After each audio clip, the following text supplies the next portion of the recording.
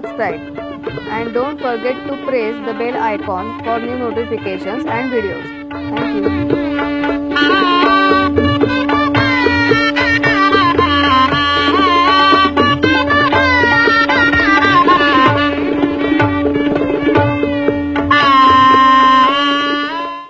ओम नमः शिवाय.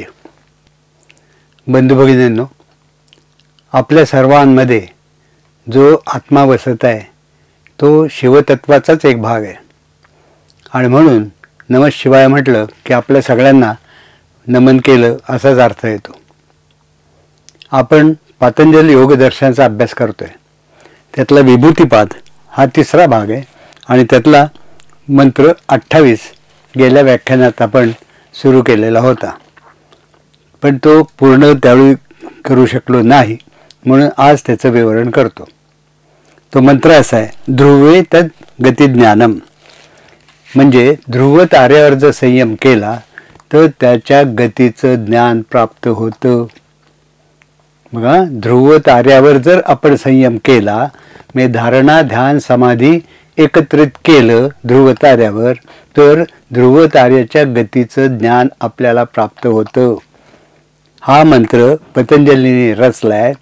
तो कमीत कमी 5.5 सहस्र वर्ष इसवी सन पूर्व, म्हणजे आजपासून 7.5 सहस्र वर्ष मागे त्यावेळी पतंजलीने लिहिलंय की ध्रुव ताऱ्याला गती असते. चालू विज्ञान, आजचं विज्ञान अगदी खूप प्रगत झालेलं म्हणतात ते 100 वर्षापूर्वी मानत होतं की ध्रुव ताऱ्याला गती नसते आणि म्हणून त्याला फिक्स स्टार म्हणजे स्थिर तारा म्हटलं गेलं होतं. आणि इतकी सहस्र वर्ष पूर्वी 7.5 सहस्र वर्ष अगोदर पतंजली म्हणतात की त्याला गती असते. आणि आता आधुनिक विज्ञानाने सिद्ध केले की या ध्रुव ताऱ्याला खरोखरच गती असते. तो स्थिर तारा नाही, हलत असतो.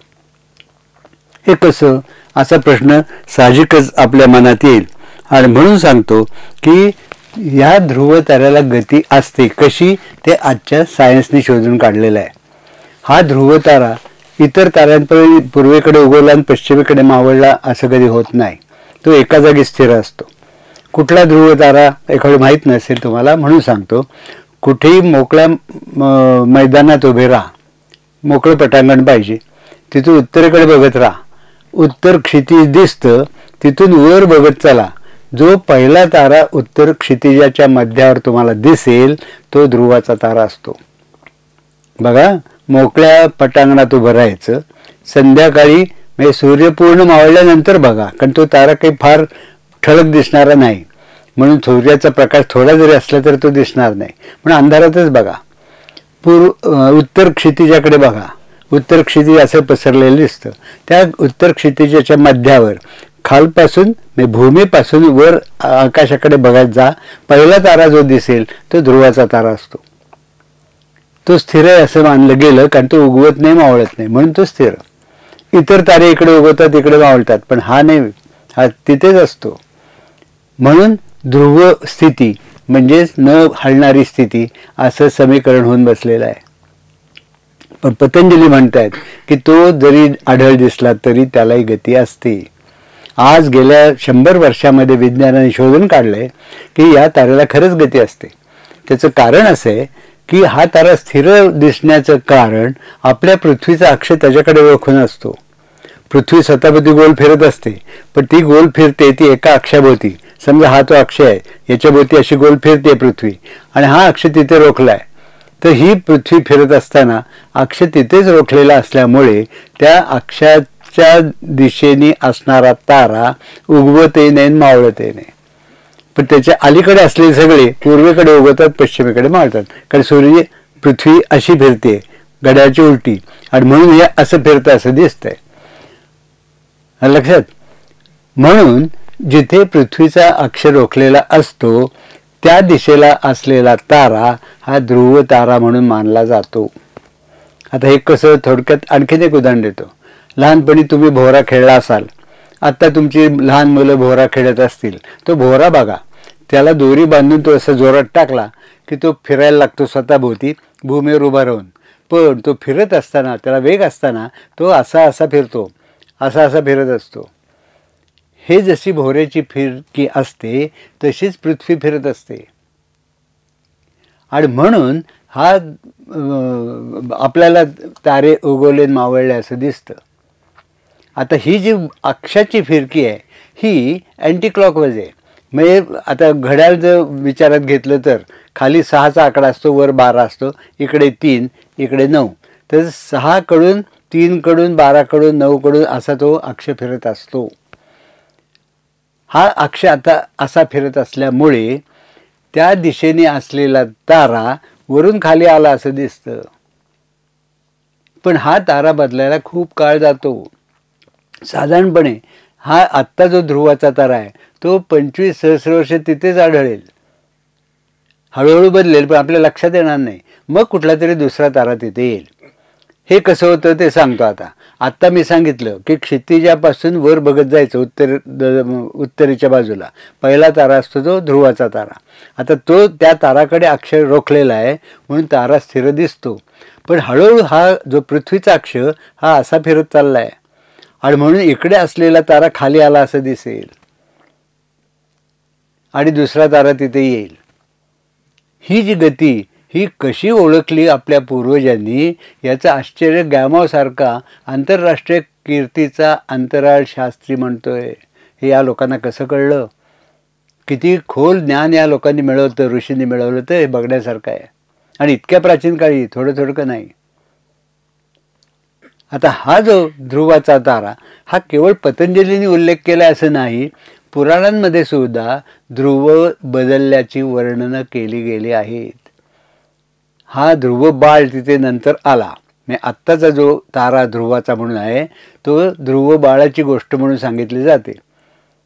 त्यांनी तपश्चर्या केली विष्णूची आणि विष्णूंनी त्याला आढळ स्थान दिलं, कारण त्या ध्रुवानीच मागितलं होतं आढळ स्थान. याचं कारण त्याच्या सावत्राईने त्याला आपल्या पित्याच्या मांडीवरून उठवलं होतं. म्हणून तो तपश्चर्या करायला गेला. विष्णू प्रसन्न झाला आणि वर माग म्हणल्यावर हा मला आढळपद द्या की कुणी मला उठवता कामा नये. म्हणून विष्णूंनी त्या ध्रुव बाळाला हे आढळपद दिलं, म्हणजे ध्रुवपद दिलं. ही कथा पुराणात आहे. अगदी अलीकडलं पुराण म्हणजे श्रीमद भागवत पुराण, त्याचा काळ निश्चितपणे 1652 वर्ष इसवी सन पूर्व इतका येतो. म्हणजे आजपासून 3600 वर्षापूर्वी त्यावेळी त्यांनी ही कथा दिली आहे. आणि त्यात ही नोंद केली आहे की हा ध्रुवबाळ त्या जागी आला त्याच्या आधी बरेच ध्रुव होऊन गेले. म्हणजे ध्रुव बदलत असतात हे ज्ञान हिंदुस्थानातल्या ज्ञानी माणसांना होतं. हे युरोपल्या लोकांना माहीत नव्हतं कोणालाच. म्हणून युरोपियन शास्त्रज्ञ ते आढळ तारा समजून चालले होते.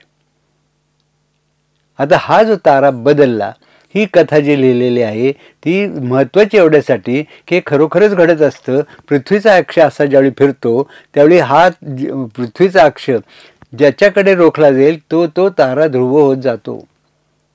आता सायन्सने शोधलं आहे की तो असा एका वर्तुळात फिरत असतो. त्या वर्तुळावरचे तारे आटून पाटून ध्रुवाचे तारे बनत असतात. आणि म्हणूनच एकेकाळी अभिजित तारा गगनातून घसरला असं व्यासांनी महाभारतात लिहून ठेवलेलं आहे. अभिजित हा तारा गगनातून घसरला हे महाभारतात लिखित स्वरूपात व्यासांनी नोंदलेलं आहे. हा काय वेडेपणा, नक्षत्र कसं ढळेल असे आमचेच विद्वान व्यासांवर टीका करत असत. व्यासांनी मूर्खासारखं लिहिलं म्हणत असत. पण आता तेही निश्चित सिद्ध झाले की अभिजित तारा खरोखरच घसरला होता गगनातून. गगनाच्युतम असंच म्हटलंय, नक्षत्रम गगनाच्युतम. आता नक्षत्र हा शब्द व्याख्यात्मक आहे. न क्षरती इथे नक्षत्रम, जे हालत नाही ते नक्षत्र. मग हालत नाही असं ज्याच्याबद्दल म्हटलं तोच गगनातून घसरलाय कसं म्हटलं, ही शंका लोकांना. पण ते का तेही दिले कारण त्यांनी असं असलं तरी तो हालतो आणि हललेला होता. काय घडलं बघा. आता आज आपण घड्याळ बघा, घड्याळात आपण 6 घड्याळातले 6चा आकडा हा ध्रुव ताऱ्यापाशी असं समजा आणि तिथून हा अक्ष असा फिरणार आहे. 6 पासून 3 12 9 पुन्हा 6 3 12 9 असा अक्ष फिरतोय. या 6 पासून 3 पर्यंत ज्यावेळी तारा तो काटा हलतो, म्हणजे पृथ्वीचा अक्ष हलतो, त्यावेळी 3चा तारा खाली आला असं दिसतं. आता हा जो अभिजित तारा आहे हा साधारण 2 आकड्यापाशी आहे, घड्याळातल्या 2 पाशी. म्हणून 6 वरून 5, 4, 3, 2 असा करत ज्यावेळी अक्ष गेला त्यावेळी 2 या स्थानी असलेला अभिजितचा तारा हा खाली घसरत आला. 2 पासून 3, 4, 5, 6 असं वर्णन आहे.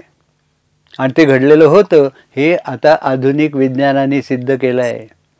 आणि अभिजित तारा असा घसरण्याची वेळ 12 ते 13 सहस्र वर्ष इसवी सन पूर्व अशी आजच्या विज्ञानाने ठरवलेले आहे.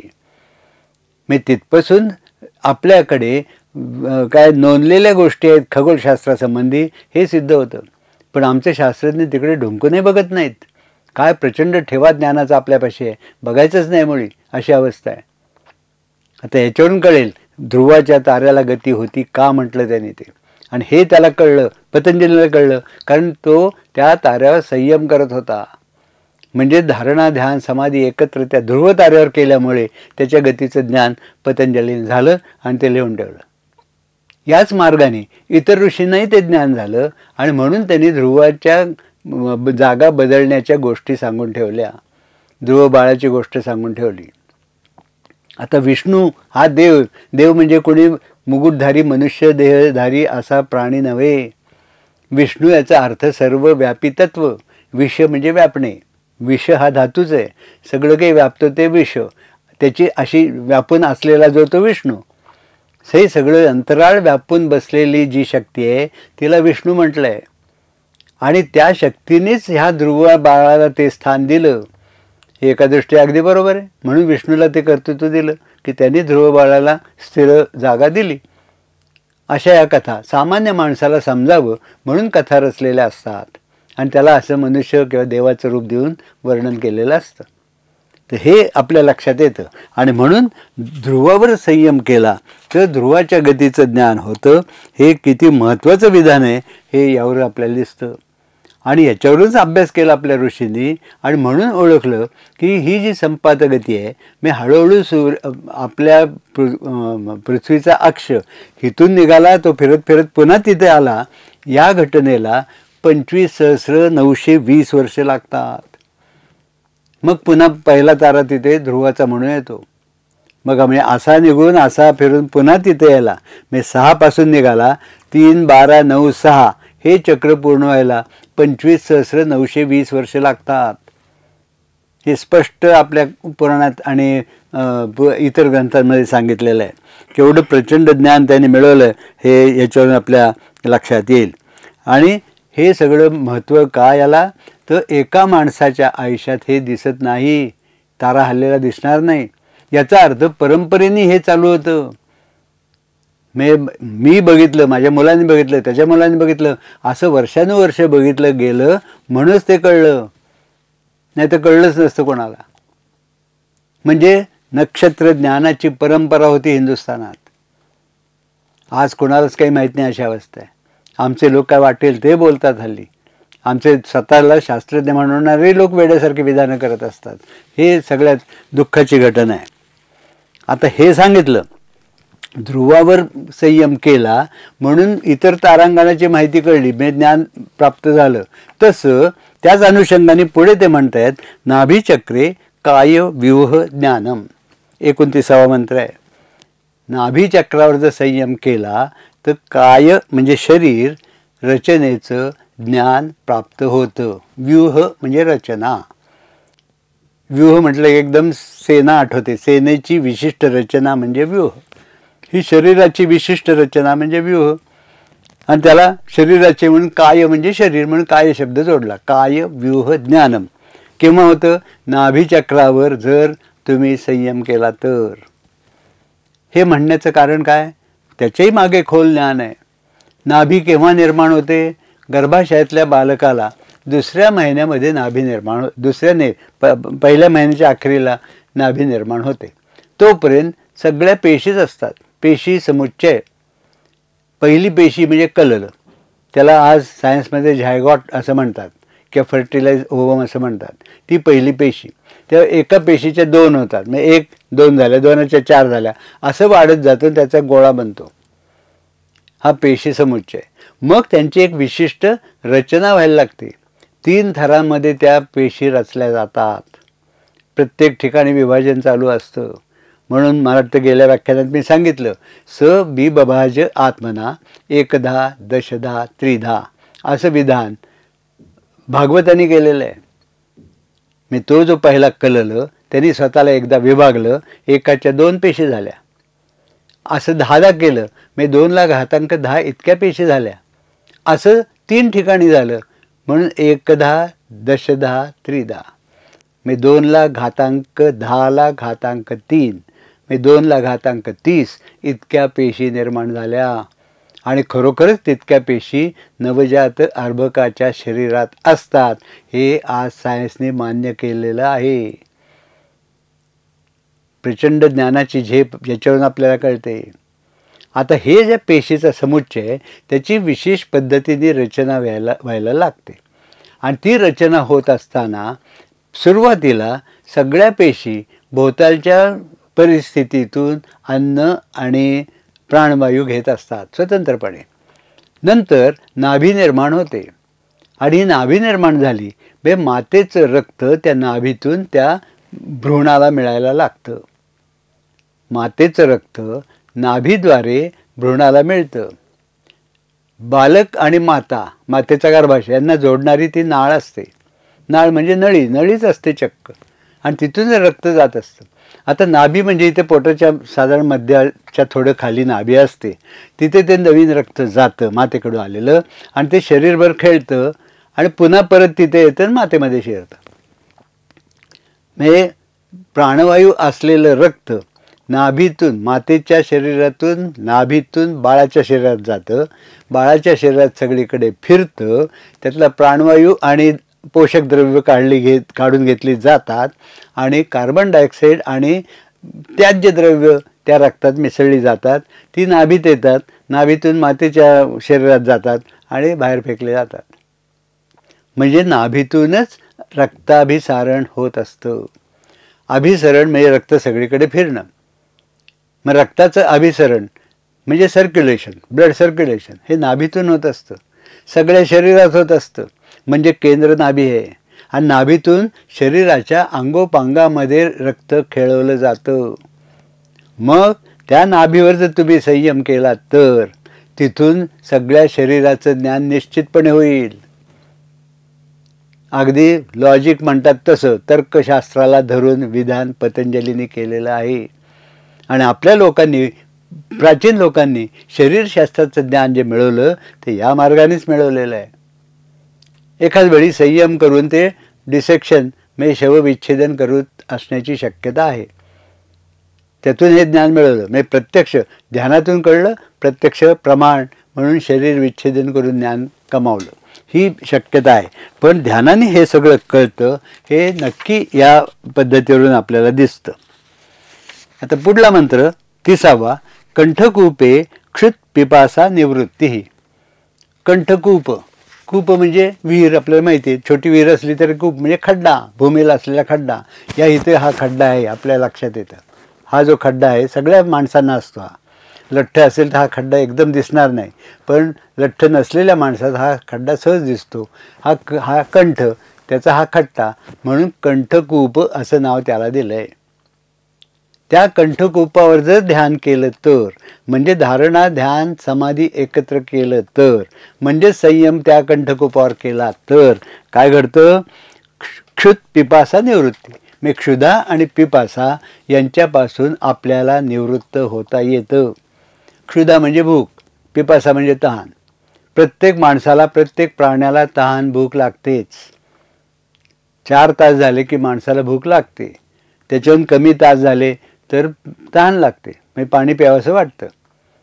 आपण दिवसातून 2-3 वेळा खातो, पाणी जास्त वेळा 5-6 वेळा पितो, म्हणून पिपासा जास्त लवकर होते, निर्माण होते, क्षुधा हळूहळू होते. पण क्षुधा आणि पिपासा प्रत्येक प्राण्याला असतातच. मग ती भूक जर लागली आणि खायला काही मिळालं नाही तर काय करायचं? ह्या कंठकूपावर संयम करा. म्हणजे क्षुधेपासून निवृत्ती होईल, म्हणजेच भुकेचा त्रास होणार नाही. तसं तहान जर खूप लागली तर इथे कंठकूपावर संयम करा, म्हणजे पिपासेचा म्हणजे तहानेचा तृषेचा त्रास होणार नाही, म्हणजे त्या त्रासापासून निवृत्ती होईल. कसं शक्य आहे असं म्हणाल, अनुभव घ्या म्हणजे कळेल. बघा, ज्यांना तहान लागलेली असते खूप, ते लोक इथून हात फिरवतात. कारणच आहे त्या तहानेच्या काय म्हणायचं ज्ञानाचं केंद्र इथे कुठेतरी आहे, म्हणून आपण तिथे हात फिरवतो. भूक लागलेला माणूस आहे असं असं करत असतो, हे कारणच आहे, कारण केंद्र तिथे आहे. म्हणून तिथे जर संयम केलात तर क्षुधा आणि पिपासा यावर मात करता येते. पुढे सत्वपुरुषयोः अत्यंत असंकीर्णयोः प्रत्यय अविशेषः भोगः परार्थात स्वार्थसंयमात पुरुषज्ञान. मोठा मंत्र आहे, पुन्हा एकदा वाचतो. सत्वपुरुषयोः अत्यंत असंकीर्णयोः प्रत्यय अविशेषः भोगः परार्थात स्वार्थसंयमात पुरुषज्ञानम. काय अर्थ याचा? सत्व म्हणजे मी, हा जीव, आणि पुरुष म्हणजे या जीवावर प्रभुत्व गाजवत जो आत बसलेला असतो तो पुरुष.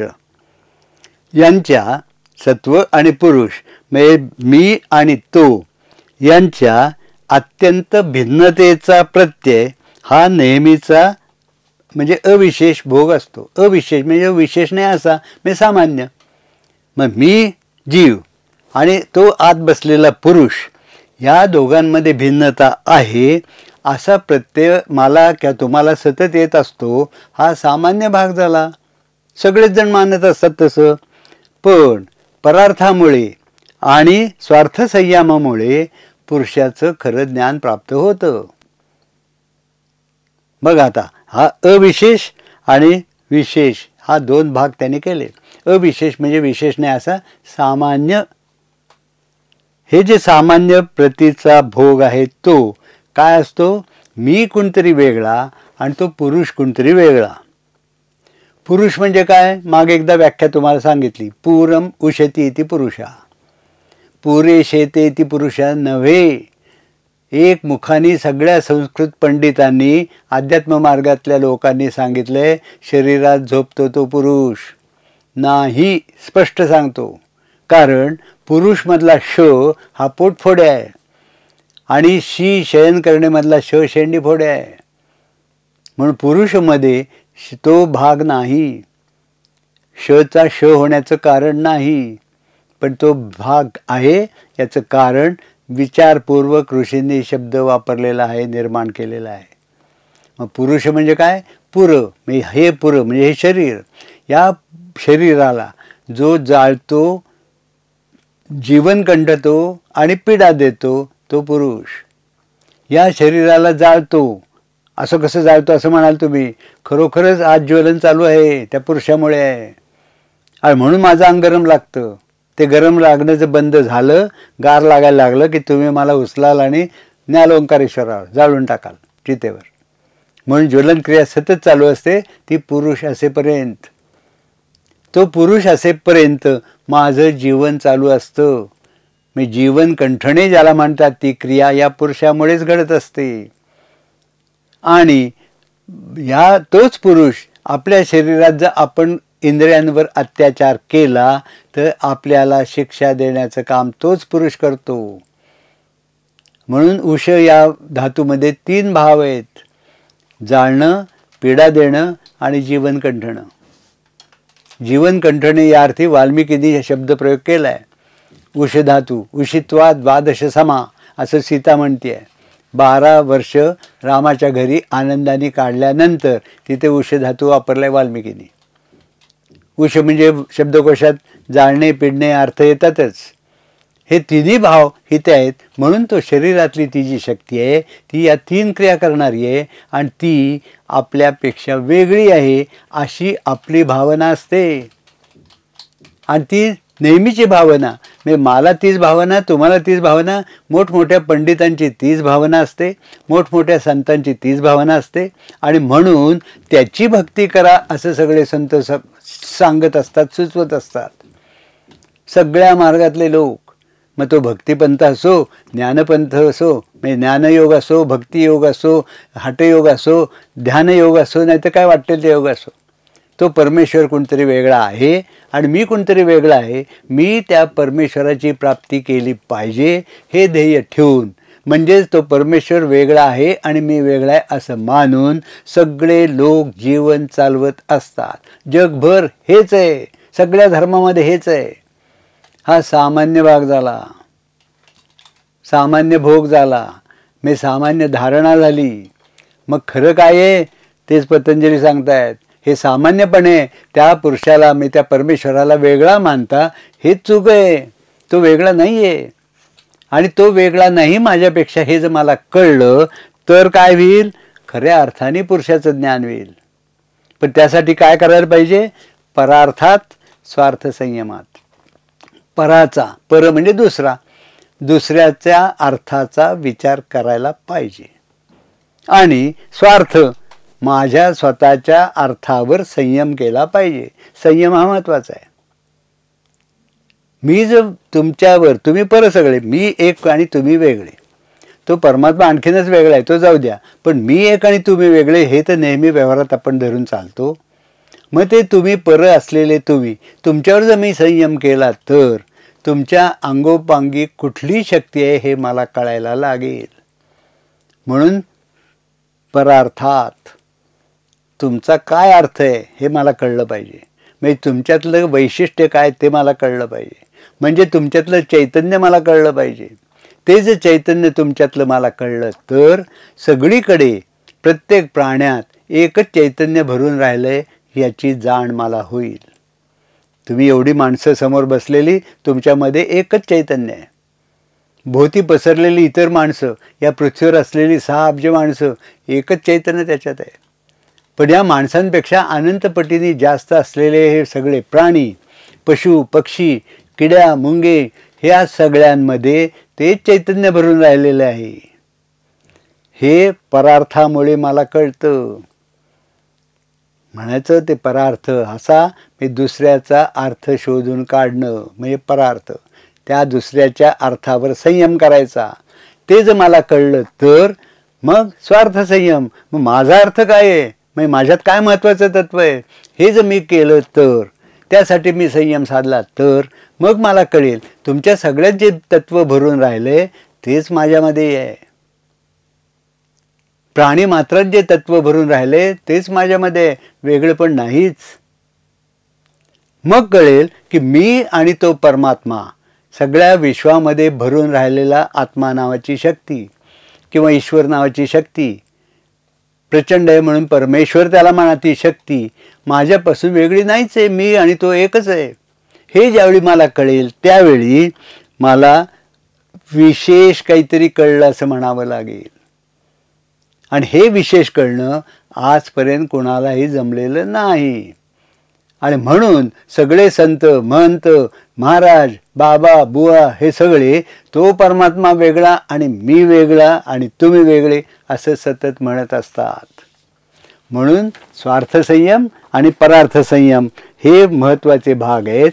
आणि ते दोघं हे अत्यंत भिन्न असतात. हा सामान्यपणे मानला गेलेला अर्थ आहे. तो सोडला तर असामान्यपणे आपल्याला कळतं की तो विश्वात भरून राहिलेला आत्मा नावाचा एक काय चेतनेचा भाग हाच माझ्यात आहे, वेगळं काही नाही. म्हणून तो आणि मी भिन्न नाही. सत्व आणि पुरुष भिन्न नाही. सत्वामध्येच पुरुष आहे, जीवामध्येच पुरुष आहे. हे ज्ञान होणं हे विशेष ज्ञान आहे. हे अतिशय महत्त्वाचं आहे. हेच सगळं ज्ञान पतंजलींनी अशा पद्धतीने सांगितले कसं समजून घ्यायचं आणि हे समजून झाल्यावर कसं वर्णन करायचं ते उपनिषदांनी केलेलं आहे. मग गोष्टी रूपाने उपनिषदांनी सांगितलं आहे ऐतरेय उपनिषदात की तो निर्माण झाला. सगळीकडे पसरलेलं एकच तत्व होतं पहिलं, त्यातून तो कुणीतरी एक निर्माण झाला. त्यांनी पाहिलं आणि हे दुसरं काय आहे असा प्रश्न त्याच्या मनात आला. लक्षात, म्हणजे सगळीकडे पसरलेलं एक तत्व, त्याला आपण ब्रह्मतत्व म्हणून. त्यातून हा एक कोणतरी विशेष उत्पन्न झाला, तो म्हणजे मीपणा. त्या मीनी बघितलं हे सगळं पसरलेलं, हे वेगळं काय आहे, दुसरं काय आहे, असा प्रश्न त्याच्या मनात आला. आणि मग तो म्हणतोय हे दुसरं आहे का, मग हे दुसरं नाहीच आहे, ते पसरलेलं मी एकच आहे, वेगळं नाहीच आहे काही. म्हणजेच हा जो सगळीकडे वेगवेगळे परमात्मा वेगळा आहे ही कल्पना नाही, हे तिथं कळलं. तोच सगळीकडे भरला आहे, तोच माझ्यात आहे, भिन्नता नाहीच, हे उपनिषदाने सांगितलं. हेच ज्ञान वाढत गेलं. आणि म्हणून तैत्तिरीय उपनिषदात एका त्रिशंकू नावाच्या ऋषीचं वचन दिलेलं आहे की सूर्यामध्ये जे शुद्ध तत्व भरलेलं आहे ते शुद्ध तत्व माझ्यातही आहे. सूर्य इतकाच शुद्ध मी आहे, ठामपणे तो म्हणतोय. हे का कळलं? ह्या माध्यमातून. हे कसं कळलं? पतंजलीने शोधलं. या ऋषींना कळलं होतं, त्यांनी कसं कळलं दिलेलं नाही, पतंजलीने दिलं. हे कसं मिळवायचं म्हणून हे समजून घेतलं पाहिजे. आणि खरोखरच आज असं लक्षात येतं की माझ्यात जे शुद्ध तत्व आहे तेच सूर्यामध्ये आहे, हे जे त्रिशंकूनी सांगितलेलं आहे ते, आणि हे जे पतंजली सांगतात की सगळीकडे एकच तत्व भरलेलं आहे, ते आजच्या सायन्सनी सिद्ध केलेलं तत्व आहे. माझ्या अंगात जे प्रोटॉन, न्यूट्रॉन, इलेक्ट्रॉन आहेत तेच सूर्यामध्ये आहेत. तुमच्यामध्ये तेच प्रोटॉन, न्यूट्रॉन, इलेक्ट्रॉन आहेत. माणसामध्ये तसे डुकरांमध्येही आहेत, किडे मुंग्यांमध्ये तेच आहेत. काहीही भेद नाही, काही फरक नाही. हे आज सायन्सनी शोधलं, वेगवेगळ्या प्रमाणांनी वेगवेगळ्या सुविधा घेऊन मग शोधलं. पण हे पूर्वीच्या ऋषींनी काहीही अवजारं नसताना शोधलं, केवळ संयम करून, बुद्धिबळावर, योगबळावर, अध्यात्मबळावर. हे महत्त्व या अध्यात्मशास्त्राचं किंवा योगशास्त्राचं, हे आपण समजून घेतलं पाहिजे. आणि म्हणून या पातंजल योगाचा खोल अभ्यास केला पाहिजे. आणि नुसता अभ्यास म्हणजे वाचन नव्हे, ते वाचन करायचं आणि तसा सराव आपण करायचा, अनुभूती घ्यायचा प्रयत्न करायचा.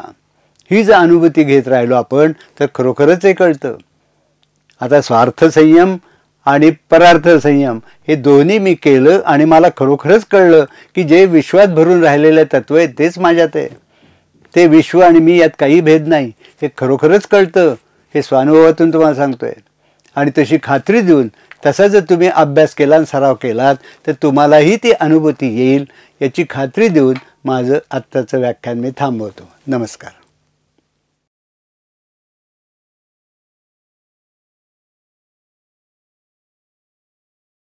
Please like, share and subscribe. And don't forget to press the bell icon for new notifications and videos. Thank you.